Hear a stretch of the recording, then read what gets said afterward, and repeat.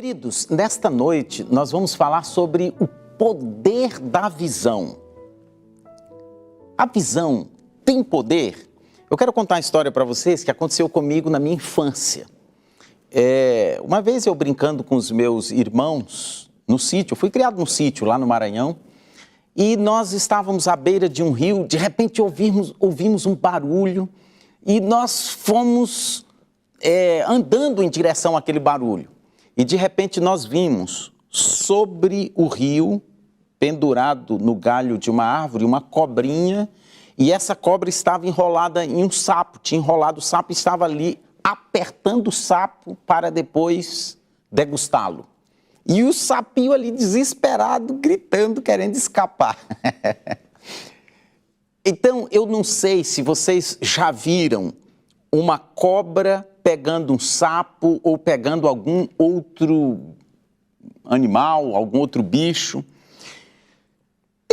As cobras usam várias táticas. Uma delas é a visão.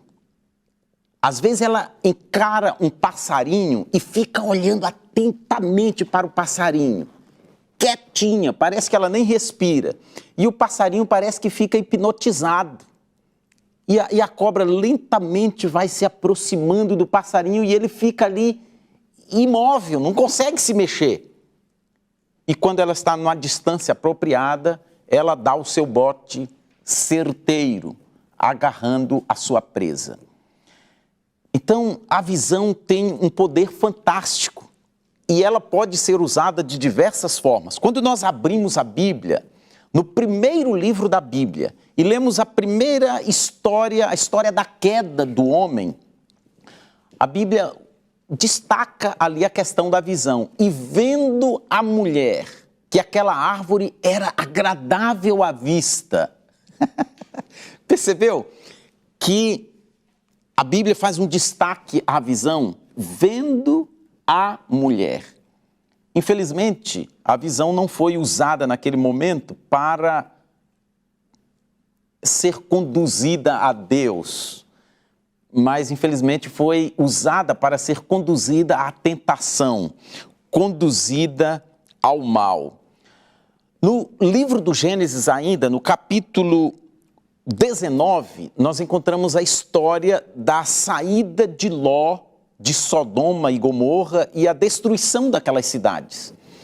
E no versículo 17, a primeira parte, nós lemos o seguinte: e aconteceu que, tirando-os para fora, quando os anjos tiraram Ló e sua família para fora da cidade, os anjos lhe disseram: escapa-te por tua vida e não olhes para trás de ti.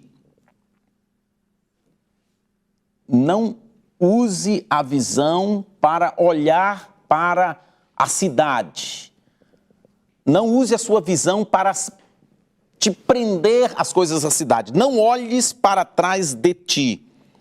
No versículo 26 lemos: e a mulher de Ló olhou para trás e ficou convertida numa estátua de sal. Percebem o poder da visão? Quando é usada em desacordo com a orientação divina, pode ser fatal. Foi o que aconteceu com a mulher de Ló. Uma outra história, nós encontramos no primeiro livro do profeta Samuel, capítulo 6, verso 19. Eu não vou adentrar em muitos detalhes aqui, nesses aspectos negativos. Eu quero me deter mais em aspectos positivos que vamos ver logo a seguir. Primeiro livro do profeta Samuel, capítulo 6, verso 19. Aqui fala que o Senhor feriu os homens de Bet-Semes, porquanto olharam para dentro da arca do Senhor. Feriu do povo 50.070 homens. Percebem? Quantos homens foram feridos por olharem para dentro da arca? Infelizmente, queridos, quando a visão é usada em desacordo com a orientação divina, a arca não deveria ser tocada nem contemplada pelas pessoas comuns. mesmo os sacerdotes não tinham acesso direto à arca. Apenas o sumo sacerdote, uma vez por ano, adentrava no lugar santíssimo do santuário celestial, onde estava a arca tampada pelo propiciatório. Mas aqui narra de pessoas que olharam para dentro da arca, que não era o sumo sacerdote, sem seguir todo aquele contexto de preparo espiritual para isso. E eles foram fulminados, foram feridos, foram mortos. A visão tem um poder muito grande. E quando ela é usada em desarmonia com a orientação divina, pode ser fatal. Agora eu vou relembrar aos irmãos uma outra história da visão usada seguindo a orientação divina, e veja o poder. No livro de Números, capítulo 21, o versículo 8, lemos: E disse o Senhor a Moisés: Faze-te uma serpente ardente e põe-na sobre uma haste, e será que viverá todo o que, tendo sido picado, olhar para ela. Essa história é muito conhecida, né? O povo de Israel estava no deserto e foram picados por serpentes tremendamente venenosas que existiam ali. E morriam imediatamente. Então Deus deu esta orientação a Moisés: faça uma serpente de bronze, coloque bem alto numa haste e anuncie ao povo: todos que forem picados, que olharem para esta serpente que estiver na haste, viverá. Queridos, e de fato aconteceu isso. Todos que olharam, viveram. Percebem o poder da visão? O poder de olhar, de contemplar? Existia algo milagroso na serpente, na haste?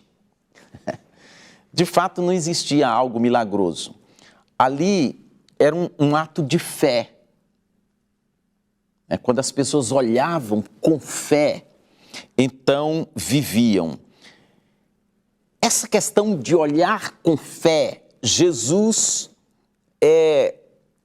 relembrou, enfatizou esta verdade, o poder deste olhar, na sua conversa que teve aquela noite com Nicodemos.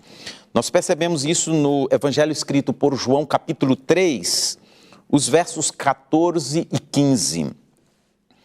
E como Moisés levantou a serpente no deserto, assim importa que o Filho do Homem seja levantado, para que todo aquele que nele crê não pereça, mas tenha a vida eterna. Então, é uma história muito conhecida nessa entrevista de Jesus, altas horas da noite, com Nicodemos. E num certo momento, Jesus falou esta verdade. Queridos, isto ficou vivo na mente de Nicodemos. E quando Nicodemos contemplou Jesus pendurado na cruz, esta verdade avivou em sua mente. Ele se relembrou de uma forma muito viva destas palavras de Jesus, do momento que Jesus falou isso a ele. E naquele momento, ele exerceu uma fé viva em Jesus como o Salvador do mundo, aquele que poderia nos salvar da picada, do veneno do pecado. Ele entendeu que Jesus era o único meio de escapar desta infecção, desta contaminação, né, do veneno do pecado. E ele olhou a Jesus agora com este olhar da fé. A partir de então, Nicodemos publicamente se identificou como um seguidor de Jesus. E ele, juntamente com José de Arimateia, ajudou ali no sepultamento de Jesus e ajudou a impulsionar o evangelho na igreja cristã. Se tornou, aplicou seus recursos e influências em prol do cristianismo. E Jesus falou não só para Nicodemos. No versículo 15 lemos, para que todo aquele que nele crê não pereça, mas tenha a vida eterna. Não é simplesmente um olhar físico. Fisicamente falando, não vemos Jesus. Ele não está hoje fisicamente pendurado em uma cruz. Mas pela fé, nós podemos olhar a Jesus. E se nós olharmos a Jesus pela fé, viveremos, teremos a vida eterna. Foi a promessa de Jesus. Queridos, neste momento eu me lembro de uma outra história muito linda, né? Quase todas as crianças conhecem essa história. A história de Pedro andando sobre o mar. Essa história está relatada no Evangelho segundo Mateus, capítulo 14. Neste capítulo, ali conta da multiplicação dos pães, que aconteceu já de tardezinha, e ao anoitecer, Jesus foi para o monte orar e os discípulos foram atravessar o mar. E quando já estava lá para o meio do mar, surgiu uma grande tempestade. A Bíblia diz que o vento lhes era contrário. E eles ficaram ali lutando com todo o conhecimento que eles tinham de navegação. Eles eram, alguns deles, pescadores profissionais. E ficaram ali lutando até chegar altas horas da madrugada. Quando era a quarta vigília, cerca das 3 da manhã, Jesus saiu do monte e foi ao encontro dos discípulos que estavam naquela grande dificuldade, no meio do mar, ali naquela grande tempestade. E quando Jesus vinha a uma certa distância, os discípulos o viram, mas naquela escuridão, o que deve ser isso andando sobre a água? Que nunca vimos, tipo uma pessoa, o formato de um ser humano andando sobre, deve ser um fantasma. E ficaram com medo, e a Bíblia diz que eles gritaram, imaginem, eu fico tentando imaginar a situação, homens corajosos gritaram de medo, pensando que era um fantasma. E Jesus, vendo aquele pavor tremendo tomando de conta de todos eles, Jesus se adiantou logo para acalmá-los e falou: não tenham medo, não é um fantasma, sou eu.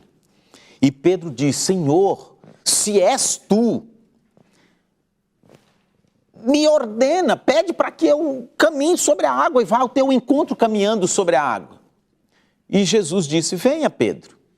E Pedro atendeu, capítulo 14, verso 29. E ele disse: vem. E Pedro, descendo do barco, andou sobre as águas para ir ter com Jesus. Queridos, eu contei um pouquinho da história só para a gente entender o contexto. Quando Pedro desceu do barco e foi ter com Jesus andando sobre as águas, as ondas estavam imensas. A tempestade não tinha acabado, mas Pedro não olhou para as ondas, não olhou para a tempestade. Pedro estava com o olhar, com a visão fixa em Jesus. E olhando firmemente para Jesus, ele desceu do barco e andou sobre as águas.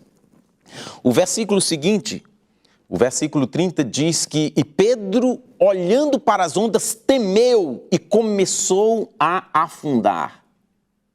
Olhando para Jesus, ele andou sobre as águas. Agora, olhando para as ondas, olhando para a tempestade, Pedro começou a afundar. Querido amigo, querido irmão, você está usando a sua visão em que direção? Você está usando a sua visão em desarmonia com a vontade de Deus? Isso é perigoso. Quando Deus diz: não vá a tal lugar, não olhe isso, não faça aquilo, e eu me direciono, me aplico, conduzo a minha visão em direção contrária à orientação divina, isso é perigoso. Nós vimos o que aconteceu com Ló, com aquelas pessoas que olharam para a arca que não deveriam olhar. Mas quando nós olhamos de acordo com a orientação divina, nós nos livramos da morte e recebemos a vida eterna. O mundo hoje está envolvido em uma grande tempestade, podemos assim dizer. Me refiro a essa pandemia do Covid-19. Para onde você está olhando? Está olhando para a pandemia em si ou para o cuidado de Deus para com os seus filhos? É claro, um filho de Deus pode ser infectado? Claro que pode. Nós temos na Bíblia, na palavra de Deus, relato de fiéis servos de Deus que ficaram enfermos. O salário do pecado é a morte, e todos pecaram. Então todos estamos sujeitos a ficar doentes e a virmos a óbito. Infelizmente, isso faz parte do contexto do pecado. Mas nós temos duas decisões de focarmos. Uma é focarmos o nosso olhar na tempestade, nas ondas. Fulano já infectou Beltrano e tal, e eu fui em tal lugar e posso ter sido infectado, como é que é? E você nem dormir, ficar apavorado, só olhando para as ondas. Mas você pode decidir fixar o seu olhar não nas ondas, não na tempestade, que é real. As ondas são reais, a tempestade é real, ela está aí. Ela estava em volta de Pedro quando ele desceu do barco. Mas Jesus também é real. Foi o que cantou no primeiro hino. Não ando só, pois ele me é real. Jesus é real. Deus está ao nosso lado para nos guardar, para nos proteger, para nos livrar de todo mal. E se for da vontade deles que passemos pela infecção do Covid-19, ou algum outro problema de saúde, ou algum outro problema emocional, financeiro, seja o que for, ele sabe o que é melhor para nós. O próprio Jesus falou, do mundo tereis aflições, tereis problemas, tereis dificuldades, mas tende bom ânimo. Eu venci o mundo, apesar dos problemas, apesar das dificuldades, apesar das tempestades, das grandes ondas que vêm sobre nós. Deus quer que levantemos os nossos olhos, que olhemos para cima, que olhemos para Jesus, que olhemos com o olhar da fé, da confiança e assim avancemos na nossa jornada rumo ao céu. Eu não sei exatamente qual o contexto que envolve o irmão neste momento, mas uma coisa eu tenho certeza, independente do contexto que você esteja passando na sua vida, se você olhar para Jesus, mesmo em meio às ondas e às tempestades, assim como Pedro quando desceu do barco, você vai conseguir caminhar sobre as águas. Já pensou que maravilha? O mundo todo aí afundando e você caminhando sobre as águas? Eu não posso. E você não pode também. Mas Deus pode fazer este milagre. Deus pode nos livrar de todo mal. Ele pode o impossível. O apóstolo Paulo, escrevendo aos Colossenses, no capítulo 3, versos 1 e 2, escreveu o seguinte: portanto, se já ressuscitastes com Cristo, buscai as coisas que são de cima, onde Cristo está assentado à destra de Deus. Pensai nas coisas que são de cima e não nas que são da terra. Queridos, tem tantos assuntos maravilhosos que Deus quer que ocupe a nossa mente, que Ele quer que direcionemos o nosso olhar para os mesmos. Logo que começou esse período de pandemia aí, algumas pessoas bem chegadas começaram todo momento a mandar mensagem para mim, vídeo disso, vídeo daquilo. Irmão, olha como é que se contamina muito fácil, olha isso, olha aquilo, para. E as pessoas mais próximas, eu falei abertamente, irmãos, olha, eu não quero receber esse tipo de vídeo. Eu tenho lido notícias, informações oficiais. Eu procuro saber as informações necessárias, oficiais, para a gente estar atualizado. Mas se a gente focar o nosso olhar na situação caótica que o mundo se encontra, por essa pandemia e pelas outras coisas, nós vamos ficar doidos. Nós vamos ficar com medo de sair da rua e o ladrão, e o vírus, e isso e aquilo. Vamos ficar assim, misericórdia, pinóia. Queridos, pensai nas coisas que são de cima. Deus quer que as galerias da nossa memória sejam preenchidas com assuntos de interesse eterno. Enquanto a tempestade está tremenda, grandes ondas, tem milhares de pessoas morrendo, o que estou fazendo para salvar estas almas? Isto deve ocupar a nossa mente. O que eu posso fazer? Senhor, me ajuda a salvar o máximo de pessoas possíveis. Na verdade, Deus quer que sejamos bombeiros, sejamos salva-vidas, enquanto milhões estão morrendo. Não vamos ficar apavorados e sendo sufocados, submergidos pelas grandes ondas da tempestade do mundo. Tempestade em vários aspectos, e no momento estamos vivendo aí a pandemia do Covid-19. Queridos, eu acho muito lindo a expressão usada pelo apóstolo Paulo na Epístola aos Hebreus, capítulo 12, verso 2, quando ele nos diz assim, olha, olhando para Jesus, autor e consumador da fé, o qual, pelo gozo que lhe estava proposto, suportou a cruz, desprezando a afronta, e assentou-se à destra do trono de Deus. Queridos, nossa única esperança de vida eterna, de sucesso na vida espiritual, emocional e em todos os aspectos, está em olharmos firmemente para Jesus. Eu acho muito interessante que o verbo olhar, neste versículo, está no gerúndio, ação contínua. Não é olhar um momento, olhando a cada instante de nossa vida. De repente vem uma grande onda que quer desviar o nosso olhar, mas nós devemos, pela graça de Deus, fixar o nosso olhar em Jesus. Se assim fizermos, seremos bem-sucedidos, alcançaremos a vitória. Se usarmos a visão em direção a Jesus, isso significa vida, significa salvação. O meu desejo é que esta seja a sua e a minha experiência. Amém? Queridos, neste momento, o pastor Eli Tenório está falando, é claro, ele está falando em inglês, e nós vamos colocá-lo agora.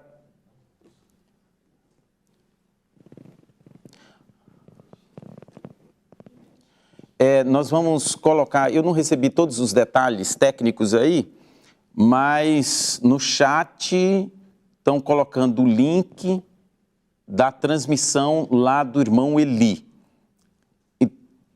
Então, quem quiser assistir a mensagem que o pastor Eli está transmitindo no final do culto, então você clica nesse link e você vai assistir a mensagem que o pastor Eli está transmitindo.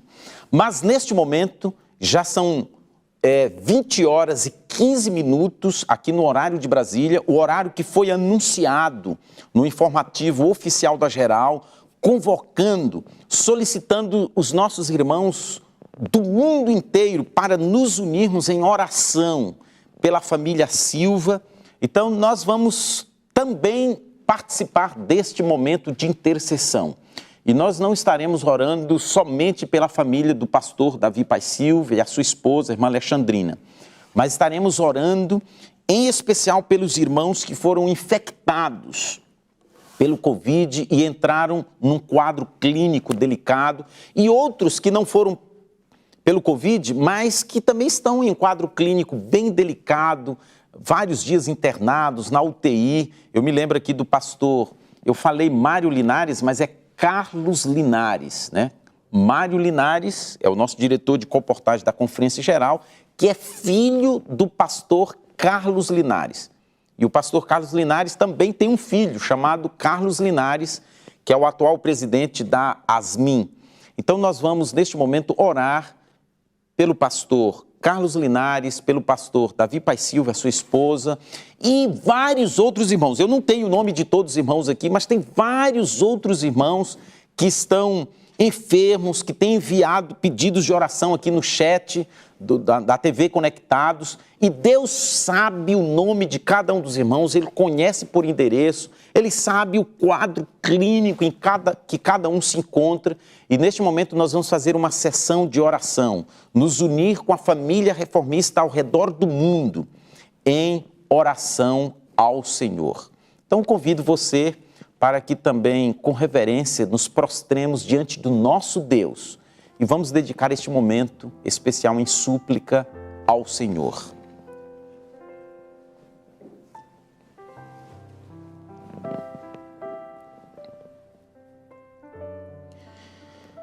Pai nosso que estás nos céus, em nome de Jesus, Senhor, mais uma vez nos achegamos a Ti para Te agradecer, porque o Senhor é um Pai bondoso, é um Pai que cuida de cada um dos Teus filhos, sabes a dor que cada um está passando, a situação em que cada um dos Teus filhos se encontra, e nós sabemos que Tu podes fazer aquilo que é impossível para os homens. E nós também, Senhor, sabemos que Tu desejas o melhor para cada um dos Teus filhos. E é por isso que nós nos achegamos a Ti, confiantes, através dos méritos de Jesus, para Te suplicar, Senhor, misericórdia, para apresentar diante de Ti os Teus filhos que estão em uma situação delicada no que se refere à saúde física. Te pedimos, Senhor, em favor do irmão Davi Pai Silva, da sua esposa, a irmã Alexandrina, que já está internada há alguns dias. Tu sabes, Senhor, a situação em que tua filha se encontra. Eu te peço também, Senhor, em favor do pastor Carlos Linares, que já está há vários dias internado, numa situação muito delicada, mas nós sabemos que Tu podes todas as coisas. E Tu sabes o que é melhor para cada um dos Teus filhos. Senhor, a cada culto que nós fazemos aqui, dezenas, centenas de irmãos escrevem ali no chat, fazendo seus pedidos especiais de oração. Eu não memorizei, Senhor, o nome de cada um desses irmãos. Eu não conheço cada um deles, mas Tu conheces. Eu sei, Senhor, que o Senhor conhece cada um destes Teus filhos. O Senhor sabe a dor que cada um está passando. Aqueles que estão em situação de luto, que perderam seus entes queridos. Aqueles que estão com seus familiares e amigos na UTI, num quadro que os médicos não dão nem mesmo esperança. Tu conheces tudo isso e nós sabemos que Tu podes todas as coisas. Então, Senhor, nós apresentamos todos estes pedidos diante de Ti e suplicamos, Senhor, que pela Tua infinita bondade, coloque a Tua mão poderosa sobre estes Teus filhos, Senhor, e que o Teu poder restaurador seja exercido na vida de cada um conforme a Tua santa e boa vontade. Nós não merecemos, Senhor, as Tuas bênçãos, nós somos pecadores, mas nós estamos aqui Te pedindo, não confiado em nós, mas confiado nos méritos de Jesus, aquele que desenvolveu uma vida justa aqui nesta terra, morreu por nós e intercede por nós no santuário celestial. É através dos seus méritos e da sua justiça que nós Te pedimos e desde já, ó Pai, nós Te agradecemos em nome de Jesus. Amém. Se de alguma forma essa mensagem tocou o seu coração, compartilhe com seus amigos e familiares. Deixe o seu like, se inscreva no canal para receber todas as mensagens que ajudarão a edificar a sua vida espiritual. Deus te abençoe sempre.